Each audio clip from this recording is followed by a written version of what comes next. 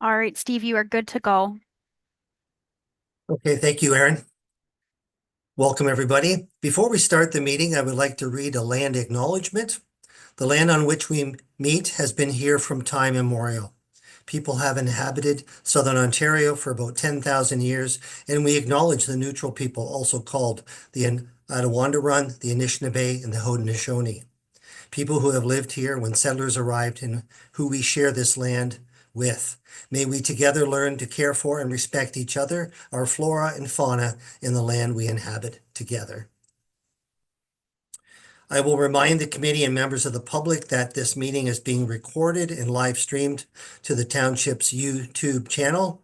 Anyone who is registered to participate in this meeting will be invited to speak in the order of the applications being heard this afternoon. I will now do a roll call of the committee and staff for the members of the public's benefit and who are watching the meeting. When I call your name, please wave at the camera and say here or present. I, Stephen Hartman, am present and am chairing the meeting.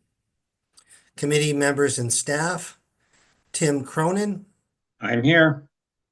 Linda Dixon, Present. Chris Fletcher, Present. Jeremy Karn, Present. staff, Sherwin Maloney, planner, Present. Stephen Dykstra, senior planner, Present. Victor Labrèche, manager of planning, Present. Aaron Wetzel, assistant secretary treasurer, Here. and Nancy Thompson, secretary treasurer. Present. I will now provide an explanation of the procedures for this meeting. Each application will be read by Aaron, and she will ask each applicant to make a brief presentation not to exceed 5 minutes. The committee will be given an opportunity to question the applicant. Any other person who has registered with the recording secretary and is wishing to address an application either for or against will then be given the opportunity as well to speak. Please make sure you have turned on your microphone and video, and please identify yourself clearly for the recording secretary. After everyone has been given an opportunity to speak, the committee will make a decision on the application. Once discussion on your application is complete, please mute your microphone and turn off your video. You are free to leave the meeting at this time or remain and listen to the ballots of the applications. Each application has a 20-day appeal period under the required Planning Act. In accordance with Bill number 23, appeals may only be submitted by the applicant, the municipalities, certain public bodies, and specific persons as identified in the Planning Act and the minister. The last day for appeal on the applications being heard today is February the 6th, 2025. At this time, I will ask if any members of the committee are declaring a pecuniary conflict of interest with any of the applications. Seeing no hands, I will say there's none. I will now ask Aaron to read the first application description. All right, tonight we have minor variance applications A14 2024 through A17 2024 and consent applications B14 2024 through B20 2024 for Spurline Developments, Inc. The properties are located at 49 and 55 Isabella Street South in St. Jacobs. The current zone and use is residential R3. 49 Isabella Street South is vacant land. 55 Isabella Street South has a commercial storage building on the property. These applications were deferred at the November 4th, 2024 meeting and have been resubmitted with the following updates. They were noted in bold in the package. The properties are located at the southeast corner of Isabella Street South and Cedar Street West in St. Jacobs and comprise a total area of 0.15 hectares. The applicant is proposing a series of consent and minor variance applications for the purpose of creating 4 residential lots fronting onto Cedar Street West, of which each lot would accommodate a 4-plex residential building totaling 16 dwelling units. The proposed consent applications will facilitate the creation of the residential lots and the associated servicing and access easements. The proposed minor variance applications will amend the residential R3 zone regulations to accommodate the 4-plexes on reduced lot sizes and setbacks, as well as permit 2 connections of buildings along the respective shared lot lines that would result in constructing 2 8-unit residential buildings. The details of the consent and minor variance applications are as follows. Consent application B14, 2024, Lot 2, to sever a parcel of land measuring approximately 8.25 meters by 40.23 meters and containing approximately 332 square meters in area to create a residential lot. B15, 2024, Lot 3, to sever a parcel of land measuring approximately 8.25 meters by 40.23 meters and containing approximately 332 square meters to create a residential lot. B16, 2024, Lot 4, to sever a parcel measuring approximately 9.18 meters by 40.23 meters and containing approximately 431 square meters in area to create a residential lot. The proposed retained lands, which would be Lot 1, adjacent to Isabella Street South, will measure approximately 11.45 meters by 40.23 meters and contain approximately 461 square meters in area to create a residential lot. The servicing and access easements as follows. B17, 2024, easement Lot 1, to grant a servicing and access easement in favor of lots 2, 3, and 4, containing an approximate total area of 291 square meters for pedestrian, vehicle, and stormwater purposes. B18, 2024, easement Lot 2, to grant a servicing and access easement in favor of lots 1, 3, and 4, containing an approximate total area of 181 square meters for pedestrian, vehicle, and stormwater purposes. B19, 2024, easement Lot 3, to grant a servicing and access easement in favor of lots 1, 2, and 4, containing an approximate total area of 181 square meters for pedestrian, vehicle, and stormwater purposes. And B20, 24, easement Lot 4, to grant a servicing and access easement in favor of lots 1, 2, and 3, containing an approximate total area of 254 square meters for pedestrian, vehicle, and stormwater purposes. The minor variance applications are as follows. A14, 2024, Lot 1, reduced lot area of approximately 461 square meters, whereas 465 square meters is required. A reduced lot width of approximately 11.45 meters, whereas 18 meters is required for a corner lot. Reduced interior side yard setback on the easterly side from 1.2 meters to 0 meters. Reduced building line setback adjacent to Cedar Street from 6 meters to approximately 4.49 meters. Reduce the required amenity area from 440 square meters, being 110 square meters per residential unit, to approximately 203 square meters, and increase the housing density from 12 to 20 units per gross residential hectare to 120 units per gross residential hectare. Minor variance A15, 2024 for Lot 2, reduced lot area of approximately 332 square meters, whereas 465 square meters is required. Reduced lot width of approximately 825 meters, whereas 15 meters is required. Reduced interior side yard setback on the westerly side from 1.2 meters to 0 meters. Reduced building line setback adjacent to Cedar Street from 6 meters to approximately 4.49 meters. Reduce the required amenity area from 440 square meters, being 110 square meters per residential unit, to approximately 126 square meters. And increase the housing density from 12 to 20 units per gross residential hectare to 120 units per gross residential hectare. Variance A16, 2024 for Lot 3, reduced lot area of approximately 332 square meters, whereas 465 square meters is required. Reduced lot width of approximately 8.25 meters, whereas 15 meters is required. Reduce interior side yard setback on the easterly side from 1.2 meters to 0 meters. Reduced building line setback adjacent to Cedar Street from 6 meters to approximately 2.9 meters. Reduce the required amenity area from 440 square meters, being 110 square meters per residential unit, to approximately 123 square meters. And increase the housing density from 12 to 20 units per gross residential hectare to 120 units per gross residential hectare. And lastly, A17, 2024 for Lot 4, reduced lot area of approximately 431 square meters, whereas 465 square meters is required. Reduced lot width of approximately 9.18 meters, whereas 15 meters is required. Reduced interior side yard setback on the westerly side from 1.2 meters to 0 meters. Reduced building line setbacks adjacent to Cedar Street from 6 meters to approximately 2.9 meters. Reduce the required amenity area from 440 square meters, being 110 square meters per residential unit, to approximately 230 square meters. And increase the housing density from 12 to 20 units per gross residential hectare to 120 units per gross residential hectare. All of the lots will front onto Cedar Street West and will be connected to full municipal services. Shared access to the properties will be from Isabella Street South. And to speak on behalf of the application, we have Ryan Mounsey from Urban Insights.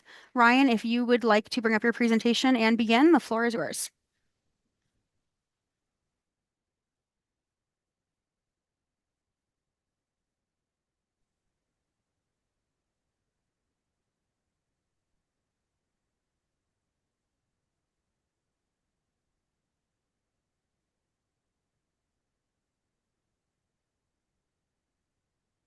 Okay, thank you very much, Aaron. Good evening, committee members. I'm hoping just by a sign of a hand that everyone can hear me. Okay, wonderful. Thank you very much, Stephen. We're here today to have an update and a decision on this infill project. And I'd start off to say that we have two different planning opinions about what is this proposal. We're looking at this as an innovative lotting proposal that provides a needed type of infill housing that is supported by your official plan. What we have before you today is a new zoning bylaw with a steep learning curve. We have a new provincial planning statement, and the comments that I make are under the new PPS, and it changes the goalposts. We have to look at infill housing differently, and the PPS is what we're putting our planning position under. And I hope that you recognize that in terms of your official plan policies, your zoning bylaw, it has to be consistent with the PPS. We are looking at this in terms of having two engineering letters by two professional engineering firms by saying the road widenings are not required. The official plan allows a 12-meter right-of-way, and this is something that we're requesting maintain for the proposal. And we are asking for some adjustments to the density and amenity space from our last meeting. I would simply note that the township is also looking at high density projects in terms of acquiring the Elmira Street building in downtown Elmira. This is a high density project with 8 stories. We are not this. There is a desperate housing need to have rental purpose-built housing within the township. I was able to read your housing needs assessment that was retained, that it was a retainer for a company to provide the township last year, this in October of 2024. And it talks about a 0.7% rental vacancy rate. The report also recommends to focus in on promoting an acceptable range of housing models, to look at innovation, and is certainly supportive of the type of infill that we're talking about today.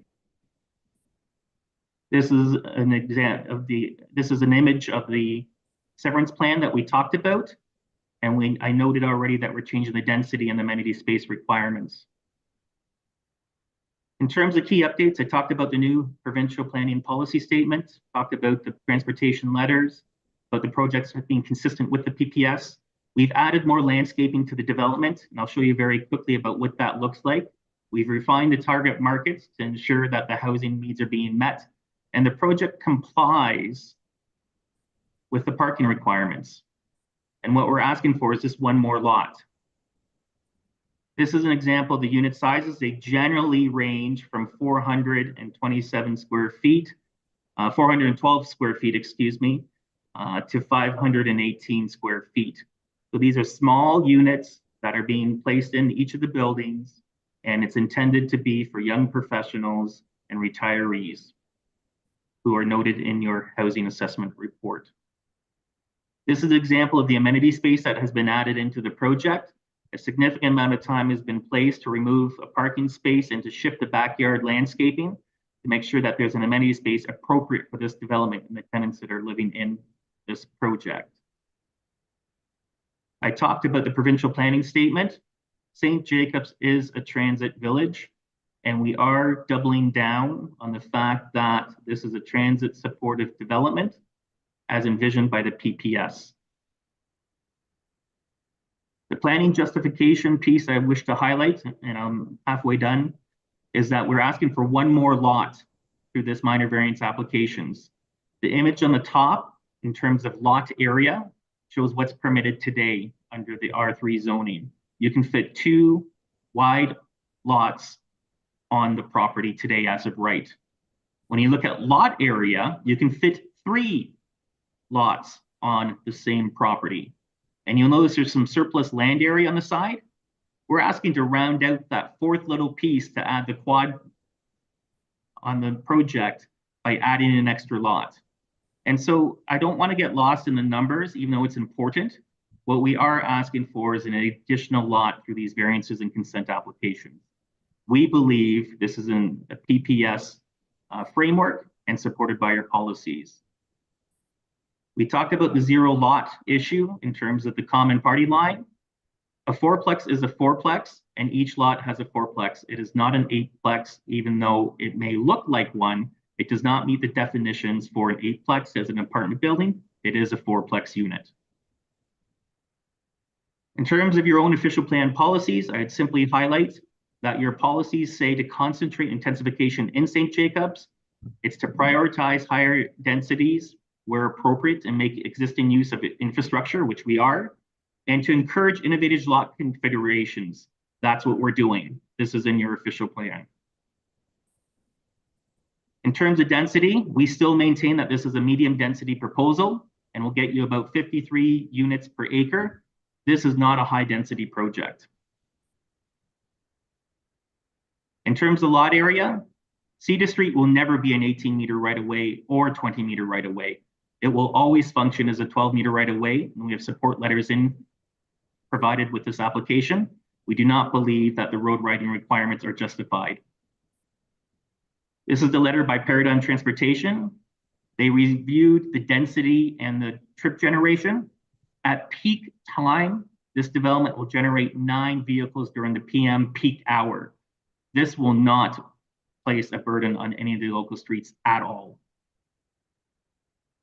An additional engineering letter, and I'm almost done here, talks about the need not to take the road windings as it will have a detrimental impact on this development. These are the plans that you've seen before in terms of blanket easement and the stormwater swales. We talked about the easements that Aaron talked about where they should go. And we talked about the conditions to support the project. And we said last meeting that we're supportive of the noise and vibration study. We just asked that if the committee were to choose this, that these conditions be applied. And in terms of the summary, a 4-plex is a 4-plex and is a permitted use. We believe the PPS criteria, the missing middle housing, there's a very low vacancy rate in township and this satisfies that need. We're reducing the side yards to 0, which is legally permitted. There's examples of singles with no exterior side yard, examples of those. We're asking for a 4-plex with no interior side yard. That's what we're asking for here, which allows the extra lot. 1 4-plex per lot, and this is being maintained. There's an official plan policy basis for innovative infill. We've increased the landscaping to provide an urban type infill living accommodation in St. Jacobs. We're asking for 25% increase in terms of lot area. So that goes from moving from 2 lots to 3 lots and then the 4-lot request that we're making. And we believe that this meets the 4 tests under the purview of the provincial planning statement. In terms of a basis of appeal, we hope that we presented a strong case to support this development. We believe that it's consistent with the PPS, it's a permitted use, it meets the 4 Planning Act tests. Doesn't matter how many variances you have, it's the degree of them and the intent of what they fall under. And we believe the PPS provides that overriding factor. We believe the road widenings are not required. And this is not a zone change. This is about good planning. I just asked the last 30 seconds that Steve Amelia fill out the last part of the presentation. I'll stop my image here. And Stephen, if you can just close us off. Yeah, I'll just be very brief, members of the committee. I know it's difficult to go against staff recommendations. I've sat on committees of adjustment myself in the past, and the tendency is to go with the staff recommendation. But this is ultimately your discretion to make, and we are in a different planning world now with the new PPS and with the demand for a range of housing, and this certainly helps fill that range. The purpose and intent of acquiring road widenings, and that's what's driving some of these numbers, is the fact that when you subtract road widenings, it creates smaller lots. The purpose and intent of that is to get land where roads are likely to be widened. It's not just collecting land for land's sake. And regardless of what is being proposed on this site, taking those widenings and then by doing so artificially cutting into the front yard setbacks creates planning issues. And so I think it is appropriate, I'd suggest in this case, when you walk this street, it's clear that with the existing development, the existing houses, the existing mature trees, that this is not a street that will ever realistically be widened. So requiring a widening and then driving all of these numbers is problematic in that regard. And that's the ultimate test is it a reasonable condition? And if not, it shouldn't be imposed. So we do ask that you approve the applications. At a bare minimum, I would ask that you not approve the condition requiring a road widening because that's going to be an impediment to any type of development on these lots. But I would ask that you read the report carefully and approve the applications as applied for. Thank you. Okay, thank you, gentlemen.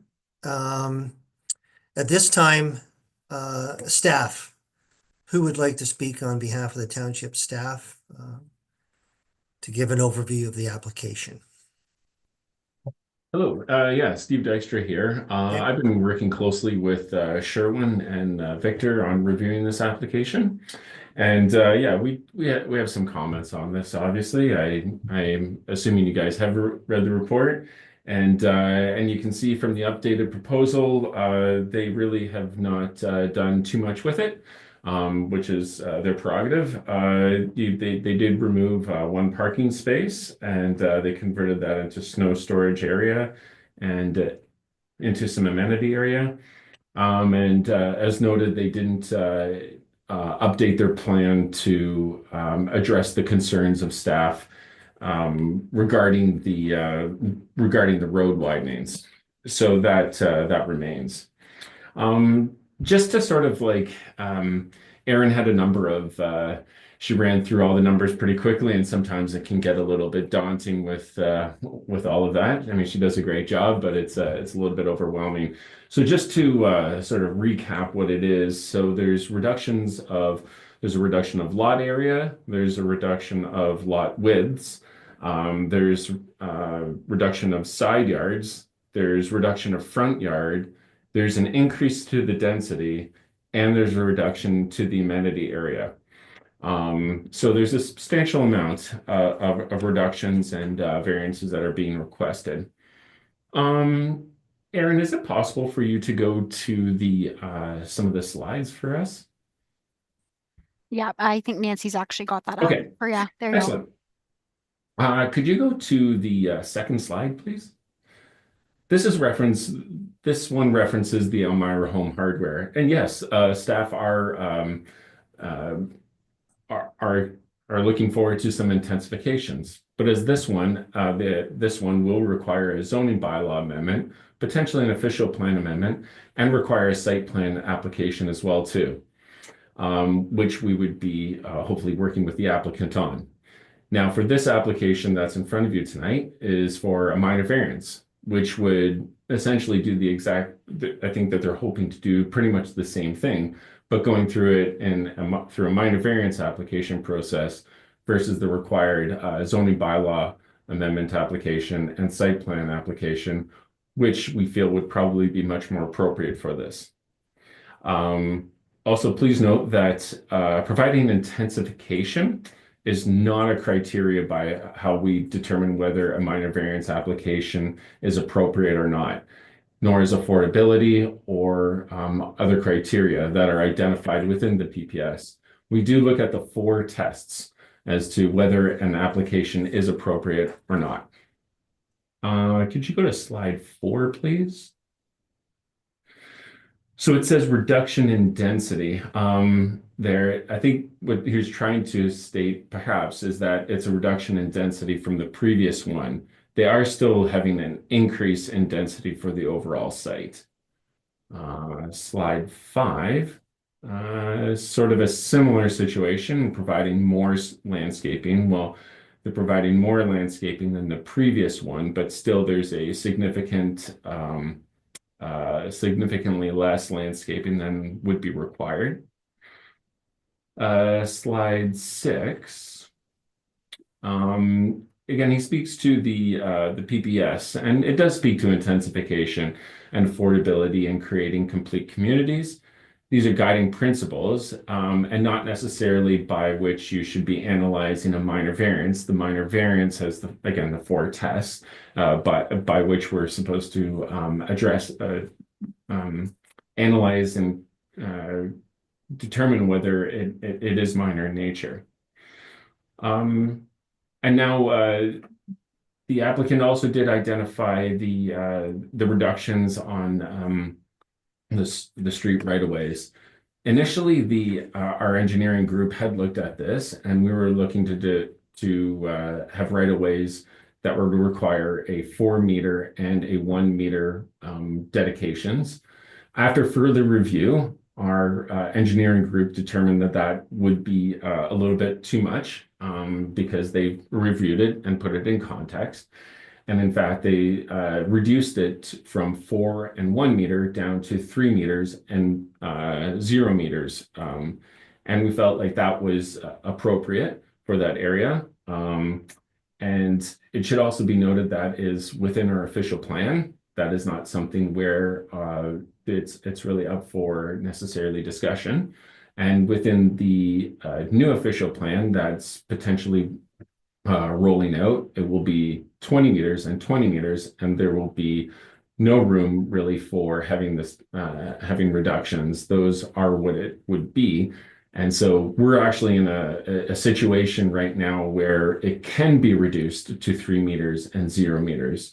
Whereas when the new official plan is adopted, that there won't be the discussion, and it won't be able to be reduced. It would have to maintain as 4 and 1 meter.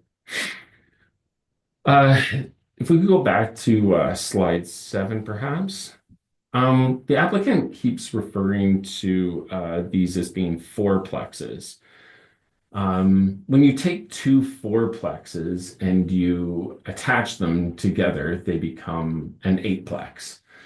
A 4-plex on its own is a 4-plex if it has side yards all around it. If you look at this similarly to, and the applicant has also identified this as similar to a semi-detached. Now, a single detached is a single detached because it's on its own, similar to a 4-plex being on its own. If you take 2 single detached buildings and you put them together, we consider that a semi-detached. It's a different built form. If you take 2 4-plexes that are supposed to be on separate lots and you put them together, you have a new built form, and it's an 8-plex. So I think that's where we have this, the 0 setback requirement is what creates a new built form.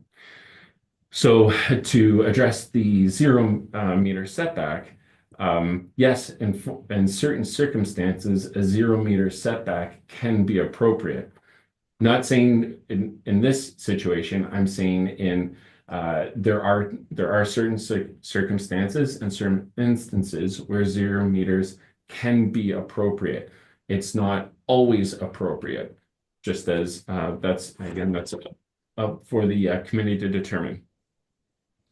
And finally, as it was noted that there's a laundry list of variances can be seen sometimes as being appropriate, and it's not the number of variances, as we know, it's the accumulation of the variances which determines whether it is minor or not. That's sort of where we ended our analysis. And if other staff members, perhaps Sherwin or Victor, want to add to this, they can. But I believe I've covered everything off from my analysis. Thank you. Okay, any other staff before we have questions from committee? Thanks, Stephen. Victor LaPreche here. Just wanted to note, and Stephen's covered it off in terms of the built form that's being created here by virtue of reducing the side yards to 0. By doing that and creating really what is a vertical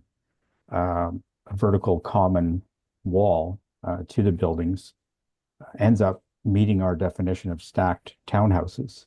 And in this case, we'd consider it back-to-back stacked townhouses, which are not they're not uncommon these days, but it really no longer is considered a fourplex, and it falls under the definition of a stacked townhouse within our zoning bylaw. Both Mr. Mounsey, Mr. Amelia have emphasized that this should be looked upon favorably as it's meeting the new provincial planning statement, PPS as it's referred to, the new provincial planning statement encouraging increased densities. I would suggest, well, that is an opinion, and we may share some of that in the appropriate context, has to be considered, as well as other policies of the official plan. But the meeting the PPS and its directives doesn't override the 4 tests of the Planning Act. It's a consideration of under meeting potentially the intent of the official plan, but there are 4 tests that have to be met independently. And it is, respectfully our opinion, this doesn't. And the density and intensity, the amount of development here is really the concern. It's just too much. And if their feeling is that it's meeting the PPS, well, again, this application is being filed and reviewed under Committee of Adjustment Planning Act, and those 4 tests. It kind of goes to our comments in the report too, that this is not following the appropriate channel for a planning application. It really needs to be a zone change because on the surface of, well, not the surface, but on the basis of the 4 tests, it's not meeting those independently. Again, the PPS doesn't override or trump the 4 tests of the Planning Act of this application. And I guess in closing too, I would say that, respect to the comments, particularly that Mr. Amelia made about the official plan and the road widening requirements. Respectfully, it's not their choice to say it's particularly not required in this case. I don't think it's appropriate, or nobody can really determine if it'll never be widened in terms of Cedar Street. Over the fullness of time and the length of official plan considerations, beyond 25 years now, Cedar Street may very well need to be widened. And the Planning Act requires municipalities to outline where those roads need to be widened in the future. And that's a 25, 30-year horizon. So this area of St. Jacobs may very well have further growth. I would expect it to, an intensification over the next 30 years. Although there may be some trees that are in the way today, or maybe a shed or a garage, over time, those things will change, and the context will be appropriate and needed for road widening. So we maintain that is required, and our engineering department certainly has had a look at it again and is sticking to that. So that's all I would say in closing. Staff is here to answer any questions of the public, of the committee, or otherwise. Thank you. Okay, thank you, Victor. Thank you, Stephen. At this time, I would like to ask any committee members if you have any questions, and I'll say either of the applicant or of staff. Member Fletcher? So I have 2 questions. I'll start off with the first one, and I don't care whether staff respond to my comments or the applicant does. Please define for me what the missing middle is. Ryan? In its simplest terms to the committee member, Fletcher, is it's housing that's not being built between the low density and high density range. That may include triplexes, townhouses, and those are forms of gentle density, but the missing middle can be up to 6-story buildings. And so it's a case of what's not being built in the housing market today. And when you look at the housing spectrum overall, this is where that push is to provide new rules to expedite housing. The Planning Act was amended to do 10 units or less without site plan control to expedite missing middle housing. So that's it in a nutshell and in its most simplest form. So is there, and still sticking on that missing middle piece, is there anything about affordability within that missing middle definition? What missing middle does is it provides greater housing choice at a lower construction price point. So when you look at a complete community and housing options at a higher level, this is providing a type of housing that's not being provided in the market. Condominium construction, which is concrete usually, tends to be at a much higher construction cost per square foot. And then this is providing a type of attainable housing that you can have much smaller units, such as the 480 square foot units, and it can certainly be a little bit larger as well. So it's an attainable housing solution that can be more affordable than other types of housing. Okay. So then I just have one further question, and again, this is to the applicant, not necessarily to township staff, is why I can understand that you wanted to reconfigure the lots through consent. I get that. But from a density point of view, why did you not apply for a zone change application to allow for 8-plex and went the route of applying for 4 lots with 4 plexes? Through you, Chair. That's a very good question. This comes down in the last couple of years about the speed of housing and the cost of housing. In many cases, municipal costs can be a contributing factor to 20 to 30% of the total housing costs. And so going through an uncertain process that has a higher bar, which is a zone change process at a much higher application process, takes a longer period of time. We have available to us new Planning Act tools that allows severances to have 4 units on a lot. And we believe that this meets the definition for a 4-plex, even though it has a shared party wall. And we're taking advantage of a process that is faster. And so what we're trying to do is get housing to market. And we believe that this type of missing middle housing is exactly what the tools are used for to move it forward. And so the zone change process is not an easy process. There's greater uncertainty that goes to council. And we believe that this is all about providing an innovative lotting pattern supported by your official plan. So those are the main reasons between zone change and the Committee of Adjustment process. We believe that's an efficient process, much more cost effective, and gets housing to market quicker. Okay, thank you.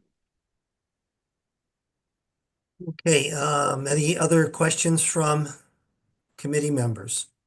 Member Dixon, I see your hand up. Well, yeah, thank you, Mr. Chairman. So I have a question. So looking at the applications and the request is for gross density reduction. But yet when we look at the official plan, it speaks to net. Can I get somebody's interpretation as to what the difference is? Because I think that makes a difference as to whether we're meeting the official plan or not.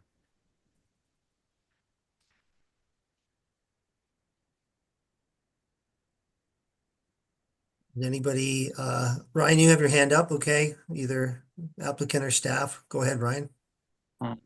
Just a first crack at this, that staff may be better prepared to answer with their planning tools, is that the official plan talks about gross density, and then the zoning bylaw goes to net density. And so there is a difference in distinction between what we're calculating. We calculate the areas in terms of the net density basis, and are moving ahead with it as per without the road windings. And so the road windings would have a detrimental impact on the site, which would reduce the lot area and increase the densities. So we're more concerned about not the gross or net density definitions. We're very much concerned about the road winding definition. Thank you. Stephen, go ahead. Yeah, perhaps within the official plan, there is a difference for, say, subdivisions for net and gross because they for the gross density, you take out woodlots, potentially parks, and stormwater management ponds, and net is when you only calculate for the residential portion of it. So that for this application, it doesn't make a difference whether you say it's gross or net. It's the same for this application. hopefully that helps out.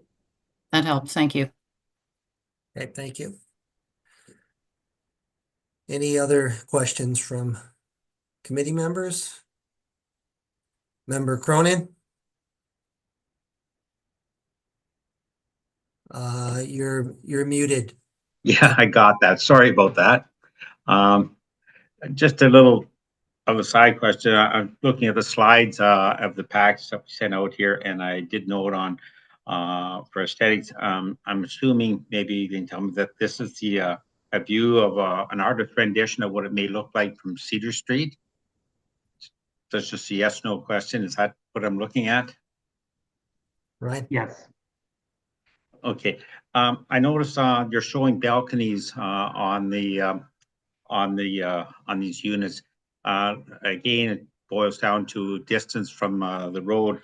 So would these encroach on the easement, or is it 6 meters to the building wall? Or I just looking at it again for road widening, where this was these balconies, where are they encroaching on? Thank you, Member Cronin, and through you, Chair. This fits within what I would call the proposed front yard. The balconies do extend about 1 meter into the yard projection. Now they could be recessed, they could be reintegrated, the building can be adjusted, but the road widening would take over that entire front yard. And so it would have a devastating impact with the road widening of this project if that were to be. And we would not propose to have balconies going over the roadway. Okay, thank you. Go ahead. Thank you. Member Cronin. Thank you for that. I'll have more comments about it later on when we go into discussion, but I just wanted to verify what I was seeing in this. Thank you. Okay, any other questions? No further hands are up. Erin, do we have members of the public? We do. So with us tonight, we do, we'll start with Rob Wilging. Sorry, Rob, if you would like to speak, now is your time if you'd like to. Yeah, please. Thanks for having me here. Just a few comments here, questions. Can you help me, the developer, Ryan, with the math of the size of the apartments? You have, is there 3 floors of this fourplex? Yes, there is. Yeah. So you say, so the on the main floor you have 2 apartments, 2 units, and Well, they're 500 square feet. Let me rephrase that there, Rob. It looks like a 3-story building with the pitch of the roof in there, but essentially there are about 500 square feet units within each fourplex. And so as you kind of stratify the building, you look at if we can maybe move back to the site plan, if that's possible for Rob, we can take a look at the building entrances that service the doors for each of the units. They each have their own individual unit, and it's a stacked unit with 3 floors that service the project. Now, some units are a little bit larger, so you can fit 2 units on the 1 floor, and then 1 unit on the middle, and then 1 unit on the basement. Oh, you have a basement apartment. The main floor. It's the main floor, not the basement, but the main floor. So Is there a basement? The main floor has a unit. Second floor has a unit, and then you have a shared unit above that is larger, that accommodates the 4th unit. Sorry. Okay. I still don't see how they're all 500 square feet, or approximately 500 square feet on 3 floors. But okay. I just don't see it on the rendering how you get that if it's 3 floors. And how high do you expect this building to be? The height of the building is 3 stories. And just for clarification, Rob, I'm sorry I confused you in the committee. There's kind of this partial floor beneath, so it's 1 unit per floor. Basement, the main floor, 2nd floor, and the 3rd floor. So you get stacked the units in there at 500 square feet. That gets to your total building floor. So my apologies on that description. And I'm going to say it's less than 11 meters height. Less than 11. Is that roof to the peak of the roof? Yes, that's right, Rob. Okay. So my calculation, I still work in Imperial. You have a 27-foot wide lot, and it's 11 meter high building. And you've have experience building such a structure, and it fits in the neighborhood. Like Stephen had said, you walk around the neighborhood and the streets don't need widening, but I'd say it's quite obvious that you walk around the neighborhood, 4 fourplexes are not a suitable integration within our neighborhood. That's just a comment of mine. The other thing, this is for the township, and I don't know, you guys keep mentioning the PPS. I don't know much about that, but I would expect township staff to somehow integrate the PPS into their official plan before any of these kinds of applications are approved, so that we don't run into this kind of issue in the future with other applicants. Because to me, that this applicant seems to be ramming through this development using minor variances and trying to use a PPS as a way of doing this, and it doesn't fit with anything in the official plan. And just on a last note, I hope the committee agrees with staff's opinion and rejects this development. Thanks. Okay, thanks, Rob. Aaron, additional members of the public? Yeah, so we do also have Stephen Brown here. Stephen, if you did want to discuss or talk, now is the time. Okay, well, yes, thank you. And thanks for the invite to this meeting. I'll echo a bit of what Rob was saying about how this building and its structure within the community, it just doesn't fit. We have a community of single family dwellings on reasonable sized lots, mine being one of them. And quite honestly, the density of this is what I would expect in a high-rise apartment. I think on the presentation by the developers, they noted the units, and to Rob's point, I think in that presentation they said the small lot or small unit would be 412 square feet, and the larger units be 427. So to your point, Rob, much smaller than 500 square feet, unless I didn't see it appropriately in the presentation. So those are very small units.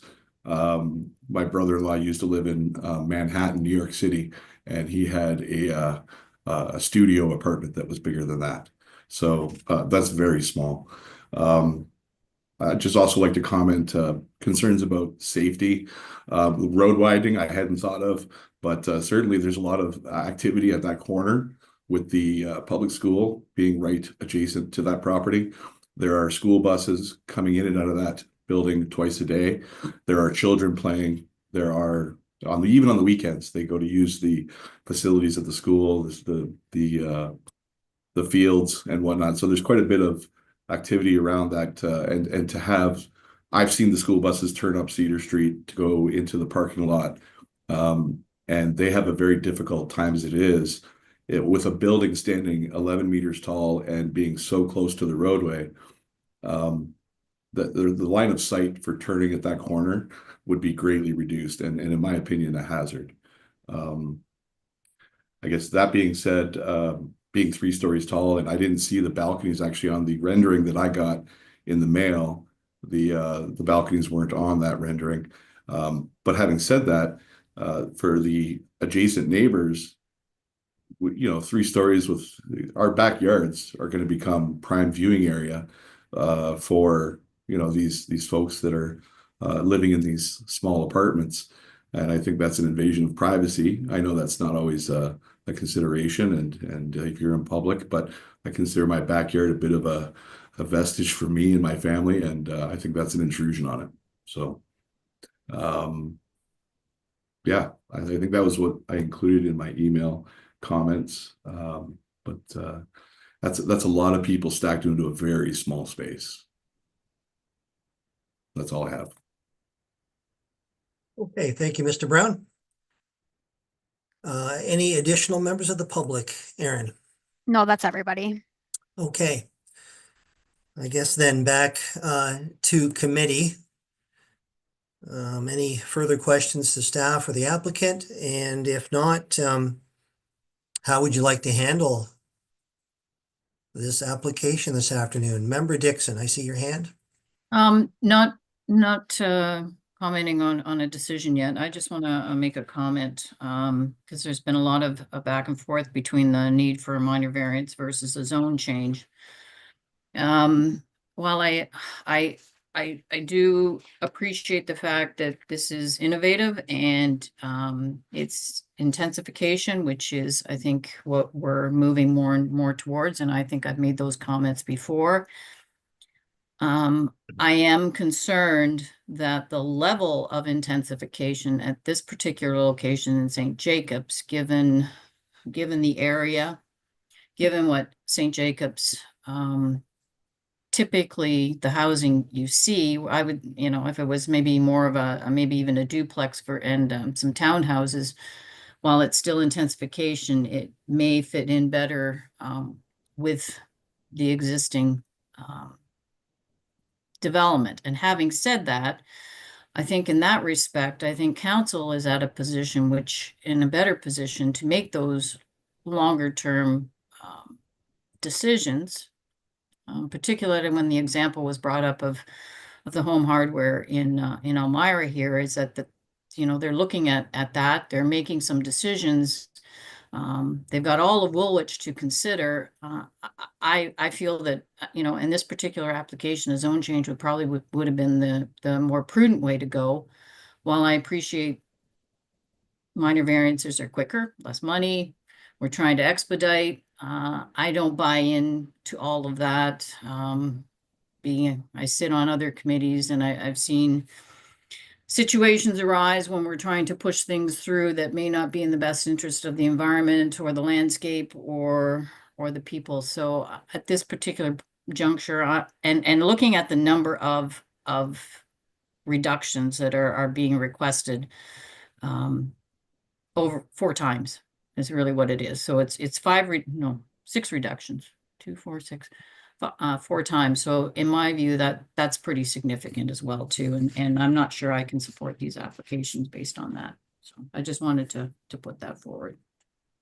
Thank you, Mr. Chairman. Okay, thank you, Member Dixon. Other comments? Member Cronin, you have your hand up. Thank you. I just want to sort of add to my concerns about intensification and the road widening. I know it's mentioned a couple of times, and giving an opinion of it not being necessary. There was another comment that we have to look out a few years, and I just add a couple things to that. I appreciate this is a school route with school buses on, and even the rendering they gave us shows someone on a bicycle riding the wrong direction on the road to keep close to the building. So we do have bicycles that want to go on here. We didn't include a sidewalk. We need road widening to do a sidewalk on both sides of the street. The sight lines for school buses going down there. Also mentioned in a comment someplace there is a railway station at the end of it, and they were gracious enough to include the bus route that's included for transportation. To add people intensification, we're looking at transportation, and to intensify, you need infrastructure like a railway. So at some point in the future, I would imagine the rail line would be part of that commute process, which would bring some traffic to get back to that location. So definitely need, it's too narrow to make this the route back there off of King Street. Also noted in the comments from Anova Power was that they would, to service this lot, they needed blanket easements or some sort of easements to access it. And they also have to build a pole line for overhead infrastructure or bury it at additional costs at whatever. And hence my question about balconies approaching into the area. They require minimum 3 meter clearance to high voltage lines, which they would be looking for. So even making road widening without that, where they'd have to place poles would cause some problems on development problems with trying to build a 3-story building. So the height would get conflict. So road widening is, I think there's a whole lot more to be looked at. Someone also mentioned future expansion. I know the railway land, there's vacant land there, and there's land on the other side of the track. So the township definitely has to look at what's going to be on, not 8 or 9. This day and age, we're looking at more and more deliveries. We do Amazon and whatever other deliveries companies coming. And again, so those trucks are, you add this, we're going to have people, our delivery trucks parking on the side of this road to do deliveries any time of day or night they come now. So I think as much as they might spend, and in, road widening would definitely impact it. I can't think we could ignore it. I don't think we've even put enough emphasis in. Sometimes I wonder about road widening and saying it could never happen, but in this place, and this particular instance for sure, it definitely would impact, like the applicant has said, it's going to impact what they could build, and then impacting it, granting that would create a whole lot more bunch of questions. So, and I mirror the other worries about it as well. So road widening, in my opinion, is something that could not be eliminated in this instance. It's absolutely necessary. I wonder if it's even enough. So that's my comments for now on that. Thank you. Okay, thank you, Member Cronin. Any other comments from committee members? Member Karn, I see your hand. Please go ahead. Thanks. I think Member Dixon summed up most of my feelings on this. In particular, again, I'm sympathetic to the process issue and a bunch of the decisions about whether we need it or not. But ultimately, this comes down to the 4 tests. And in particular, I don't see this being minor. It's not just the number of variances. I can understand sometimes in a whole you need a lot of them, even though they're minor together. But in total, this is a very significant change and development, and ultimately I believe it needs to go to council. It's not our place to do this. This is a zone change to me. So that's my feelings on the matter. Okay, thank you, Member Karn. Any further questions from committee or comments, I guess, at this stage? Not seeing any hands. Okay. How would committee like to deal with this application?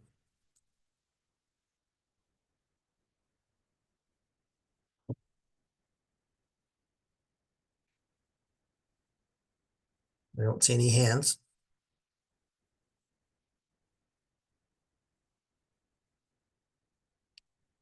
Member Cronin, I see your hand. Okay.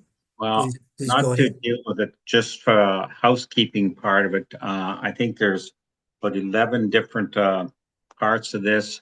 So we're going to need 11 motions for each one.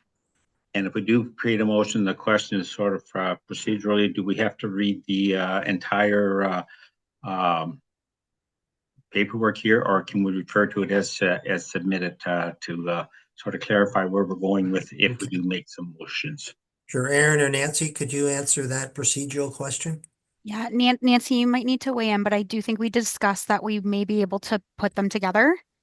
Nancy, do you want to just confirm? Yeah, I think it depends on which direction the committee is looking to put a motion forward. I think in reviewing the recommendations by staff, they are identical for the variances and the consents, so they could be combined. if you were going to proceed that way and number the, include the application numbers. And as presented in the staff report, if you're looking to put a different motion on the floor, then I think it would be beneficial to do them individually. Does that make sense to the committee? Right, I think that's clear. Okay, thank you.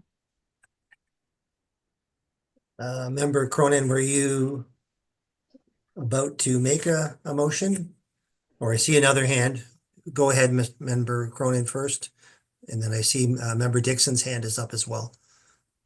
Go ahead with with Member Dixon. Thank you. Okay, Member Dixon, did you have a All right. question or a?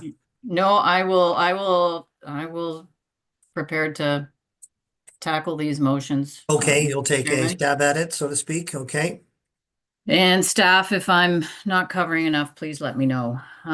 So if I've got it correct here, but I want to make sure. Minor variance application A14 2024 concerning the subject property, described municipally and addressed as 49 and 55 Isabella Street in St. Jacobs, as requesting the 6 items of relief as noted in the staff report be refused, as per the comments of the staff. I tell you, we want to do these one at a time. I think they could have been maybe together, but Member Fletcher, you have your name up or your hand up, sorry. I would be in a position to second that motion. Okay, let's do them one at a time then. Is that okay, staff, Nancy or Aaron? Yeah, that's totally fine, Stephen. That's perfect. Okay, Either good. way, you've started that way. So yeah, you can do them Yep. individually. That's fine. Thank you. Perfect. Okay, I will, then, any discussion on the motion? Those in favor of the motion, please raise your hand. That's carried unanimously. Okay, Okay, so minor variance Mhm. application. Oh, sorry, Mr. Chairman. yeah, no, go ahead. Oh, okay. I'll assume Sorry. you're gonna take the minor- lead on these. Minor variance application A15 2024 for the property known municipally as 49 and 55 Isabella Street. As per the requested variances 1 through 6 set out in the staff report be refused. Okay, a seconder, Member Fletcher. Any discussion on the motion? All in favor? That is carried unanimously. Okay, Minor variance application A16 2024 concerning the property known municipally as 49 and 55 Isabella Street, again for the 6 items of relief as noted in the staff report be refused. seconder, Sure. Member Cronin, thank you. Okay, any discussion on the motion? Seeing no hands, those in favor of the motion? Okay, that is carried unanimously. Carry And on, finally- Member Dixon. And that minor variance application A17 2024 concerning the property known municipally as 49 and 55 Isabella Street, again, subject to the 6 requested variances as noted in the staff report be refused. Seconded by Member Cronin. Any discussion on the motion? I'll call the question. Those in favor? That is carried. Okay. Carry on, Member Dixon, if you wish. Okay, so we can combine, okay, so if we can combine these ones, it might make us go a little faster. So that consent application, I'm doing it this way. That consent application be 14 2024. For the properties known as 49 and 55 Isabella Street in St. Jacobs. Be refused along with consent application B15, 2024 for 49 and 55 Isabella Street be refused. And that consent application B16, 2024 concerning the property known municipally as 49 and 55 Isabella Street in St. Jacobs be refused.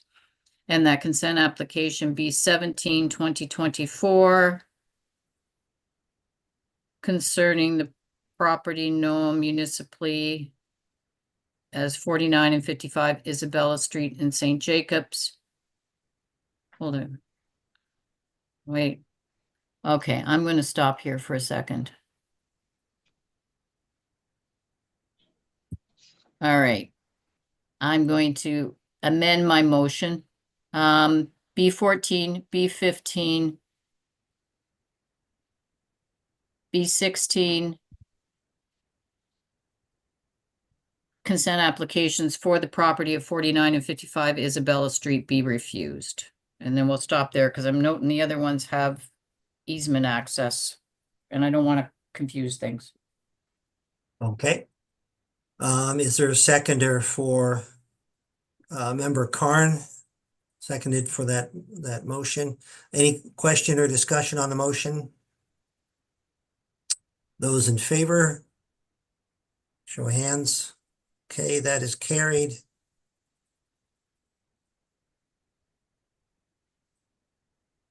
Okay, so Mr. Chairman, then I think starting with consent application B17, 2024, concerning the property known municipally as 49 and 55 Isabella Street in St. Jacobs to grant servicing access easement in favor of lots 2, 3, 4, containing a total area of 291 square meters be refused. I think we have to do these ones at a time. Yeah, so I'll do that one on its own. Okay, seconder, Member Fletcher. Any discussion on that motion? A show of hands, those in favor? That is carried. And that consent application B18, 2024 concerning the property municipally known as 49 and 55 Isabella Street in St. Jacobs to grant a servicing access easement in favor of lots 1, 3, and 4, containing approximate total area of 181 square meters be refused. That is seconded by Member Fletcher. Discussion on that motion? Not seeing any hands. Those in favor of the motion? That is carried. 2 left here, it looks like. That consent application B19, 2024 concerning the property known municipally as 49 and 55 Isabella Street in St. Jacobs to grant a servicing access easement in favor of lots 1, 2, and 4, containing an approximate total area of 181 square meters be refused. Okay, is there a seconder, Member Karn, for that motion? Any discussion on the motion? Those in favor of the motion?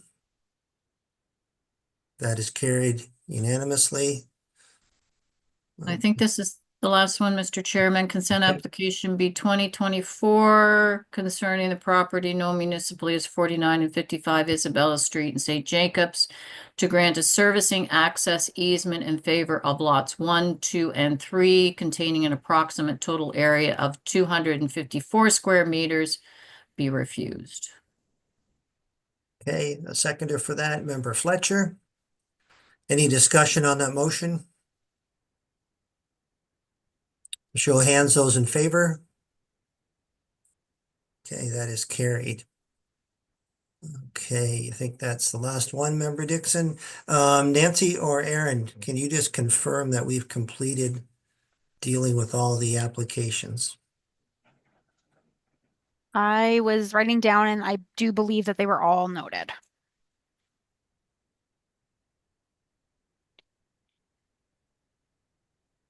Okay, great. Thank you very much, Aaron.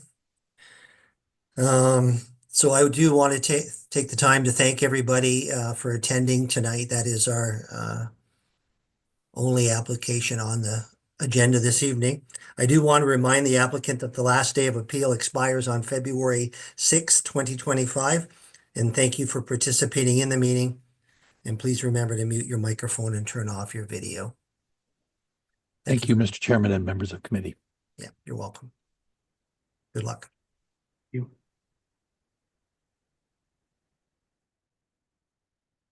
Okay, at this time then, I'd like to move to approval of the minutes. Have all committee members had the opportunity to review the minutes as circulated from the previous meeting held on December 9th, 2024? And if so, are there any changes required? Not seeing any hands. So could I have? I'd move adoption of minutes, please. Okay, seconder for that, please. Member Karn. Okay, so call the question for the approval of the minutes of the December 9th meeting. That is carried. Thank you. Any further items to be discussed? Member Dixon, I see you have your hand up. Yeah, this has been sitting and I keep forgetting to ask it. So it's a question to staff and it's about the decision with respect to the lands in Westmount Rose where we had the easement to for access to a new lot. And I read the decision and the decision is, but I had a concern question with respect to the decision on page 5, item 7. It talks about the tribunal understands that the aforementioned sworn affidavit evidence reflects revisions to the application before the tribunal that were reached through cooperative efforts of the parties. So I'm just curious as to whether there was some negotiation after the fact and things were worked out that were different than what we had before us. I'm just curious. I'll have to look into that. Okay. Don't know because as staff, the lawyer went to the tribunal and if there was any staff edit, it may have been Jeremy. Typically, if there's any changes, they are attachments to the decision. But if it's not referencing any other attachment, yeah, I'll have to look into that. So where you said page 5, item 7. Yeah. Okay. All right. I'll look into that. Yeah, were reached through cooperative efforts of the party. So I'm just curious. Yeah, I know. Thanks, Linda, for raising that. Well, I know there was still a number of, required studies and whatnot that they needed to complete, as was, highlighted in the decision. So, like I said, I'll have to go back to the decision. That's fine. I appreciate that, Nancy. I wasn't looking for it right away, but thank you. Yeah, and then I can follow up with an email to the committee. Thanks. Yep. Okay, any further items before we adjourn? No. Okay. Good work, everybody.